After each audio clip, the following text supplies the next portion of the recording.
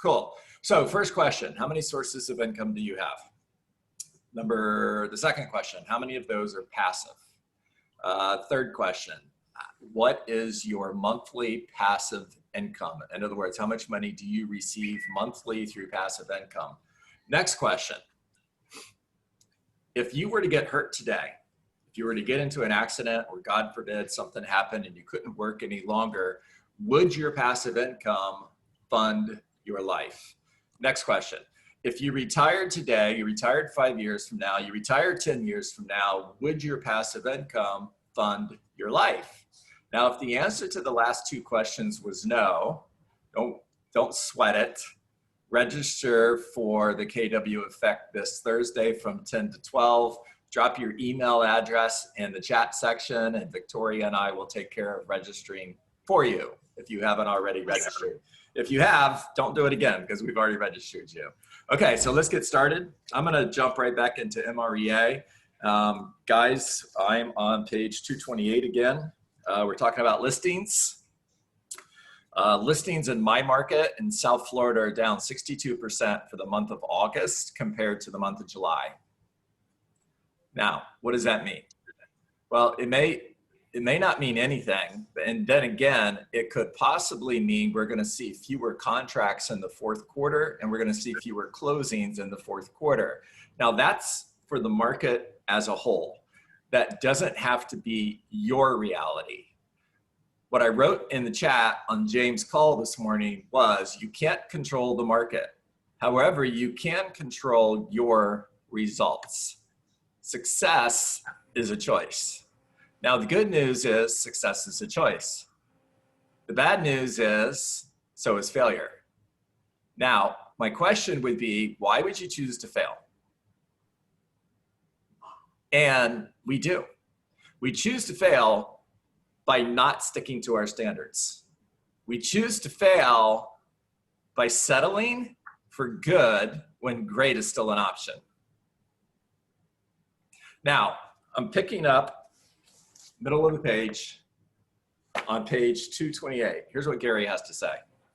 The economic model of the millionaire real estate agent shows how to work backward from your desired net income to your GCI goals. From there, it shows you the number of listings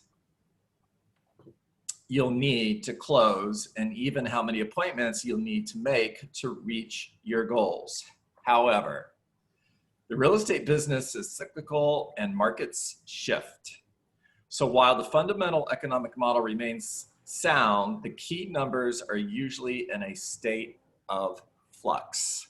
So skipping over to page 229, listing the minimum number each month. What distinguishes the highest real estate sales business achievers from the rest is their insistence. If you're taking notes, underline that word, insistence on hitting their goals. Now that they know what the number is, now that they know what the number is, they know they have to hit it. It's a standard, it's not a goal. I have to hit it. They bring amazing urgency, persistence, and tenacity to their efforts. For them, there are no excuses, no hiding places, and no victim behavior. Goal pursuit for them becomes very black and white. Goals are met or they are not met.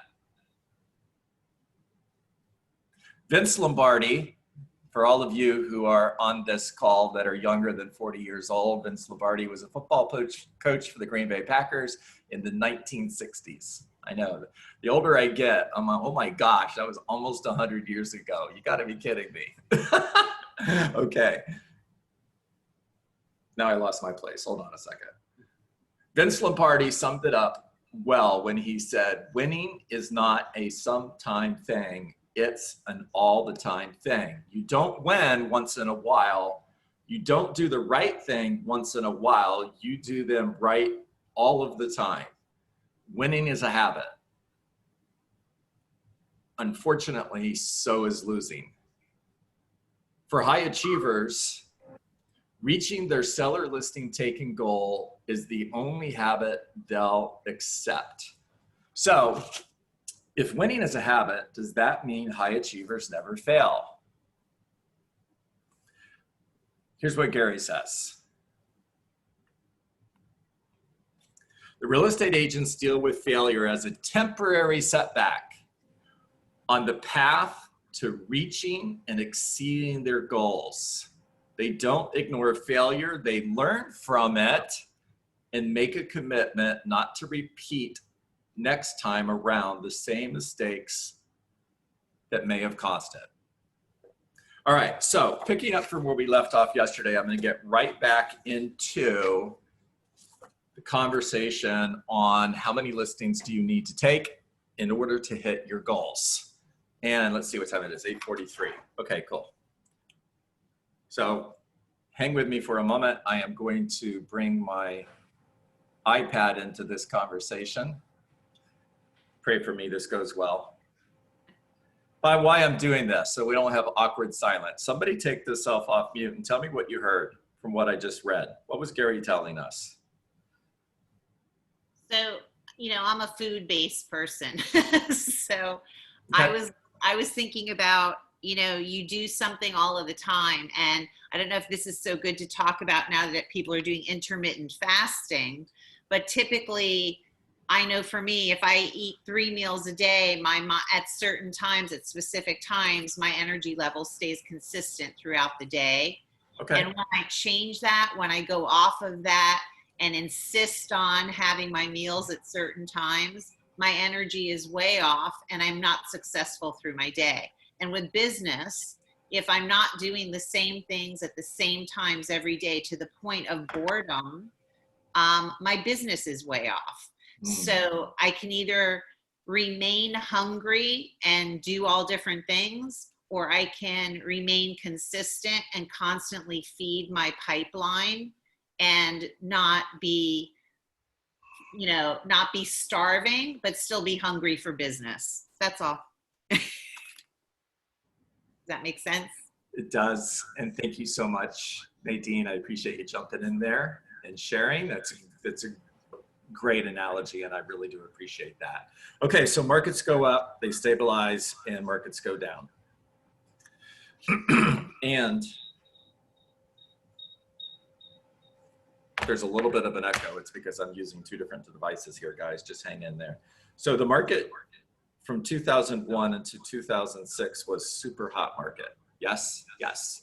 And then we hit the bubble, and the market shifted and it dropped. Matter of fact, dropped pretty significantly from 2006 into 2012. And if you were tracking the market during that time period, it took approximately 10 years for the market to recover. By the way, there's a lot of ahas in this conversation that you can share with clients as you're speaking with them. Because if I'm talking to a seller right now, I'm going to use history in order to create urgency in order to help them make great decisions today. In other words, one of the questions that I would ask a seller is, Mr. and Mrs. Seller, what if the market today is similar to the market we were in 2006? What if the market shifts and values go down and it takes another 10 years for us to recover? That means that your home is worth more today than it will be, that your home is priced at the highest price today that it will be for the next 10 years. And if you knew that was true, what would you do? Okay, now, if that is true, then this is more than likely where we are today. In other words, are we headed for another shift? And now, I would say yes. And not everybody would agree with me, and that's completely okay. And what we shared yesterday is that if we are in a market where there is 0 to 90 days of inventory, 90% of the listings we take are going to sell.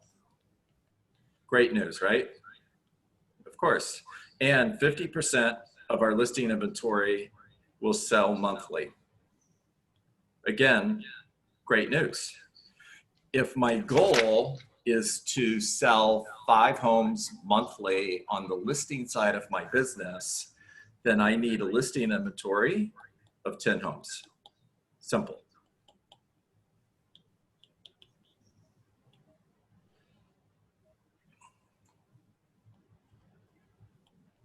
$10 equals 5 sales. Okay. Now, if 75% of the listings appointments that I go on are going to turn into a listing appointment, in order to list 5 homes every month, in order to replace the 5 that sell, I need to go on 7 listing appointments. So now I know how many listing appointments that I need to go on in a market where inventory is 0 to 90 days. Cool. Now, what if the market is 6 months plus? And by the way, in some price ranges, it is right now. In some areas of our country, the inventory is plus 6 months right now.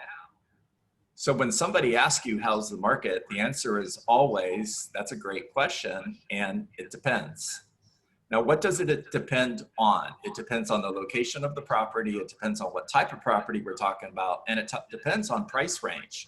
If they're asking about how's the condo market in Miami Beach, $1 million plus, well, the inventory on that is 3 years plus, or it could be. Definitely a buyer's market, different conversation. So if the inventory, if the market is 6 months plus, now we are in a market. Let me change colors. Hold on a second. I don't like that. We'll stick with it. 33% of the listings are going to sell. That means 2 out of 3 listings that are on the market are going to come off the market as an expired listing. Now, these are not just numbers that I'm picking out of the air. These are numbers based on history. These are numbers based on what happened during that time period. And monthly, 20% of my listing inventory is going to sell, which means that if I have a goal of selling 5 seller listings every month, I'm going to need an active inventory of 25 seller listings. So I went from needing 10 active listings to sell 5 to 25 in order to sell 5. Wow.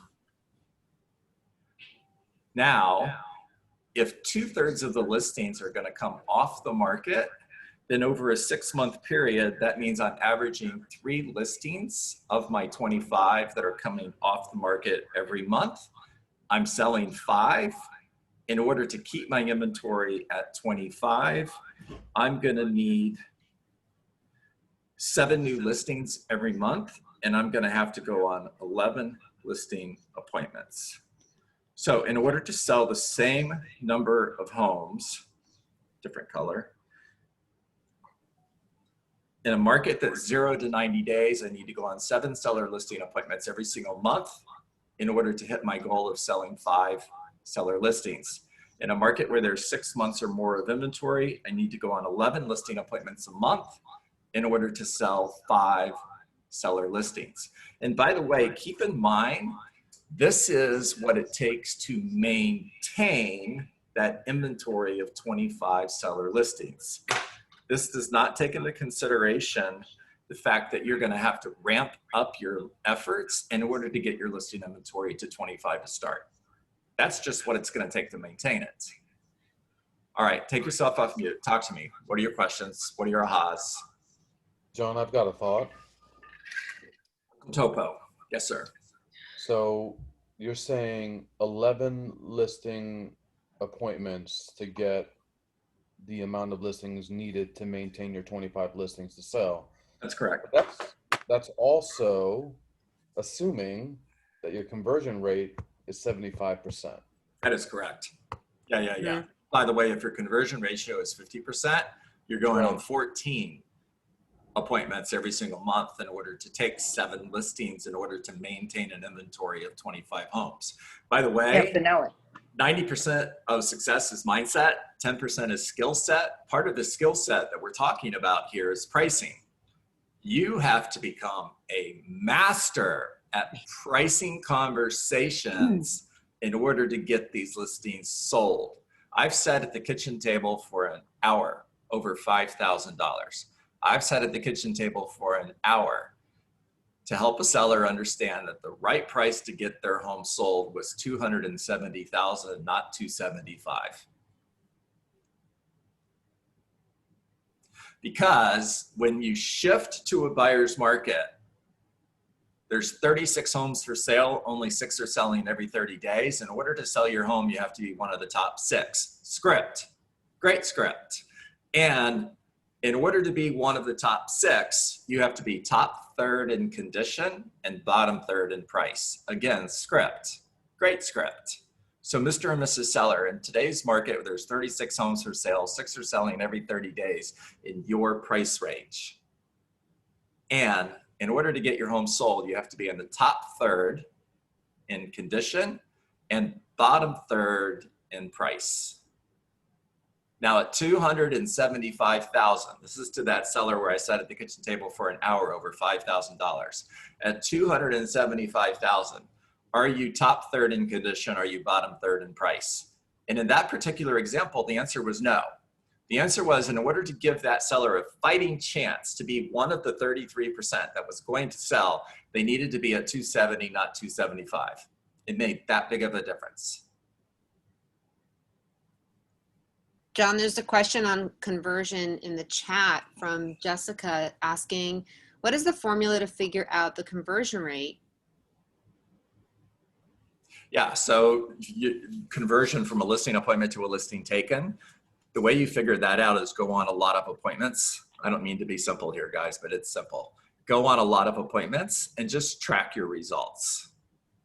So I know conversion ratios from call to contacts. In other words, I have to call 6 people to talk to 1 person.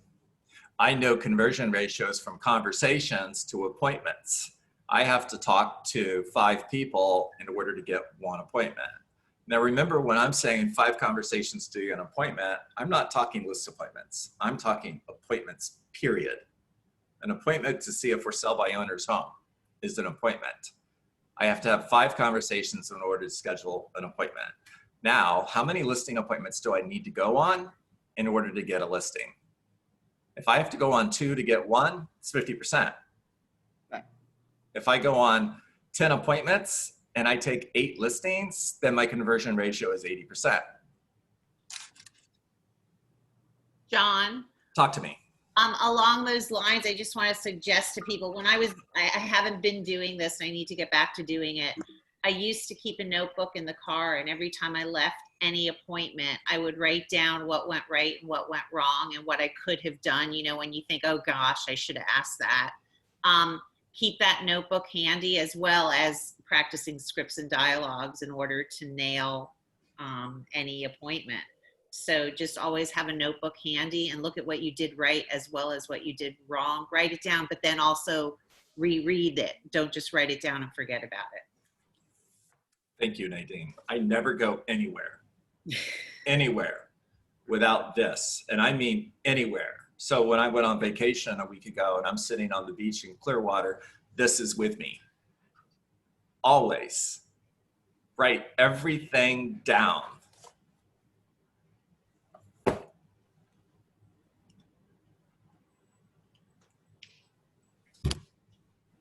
Who's next?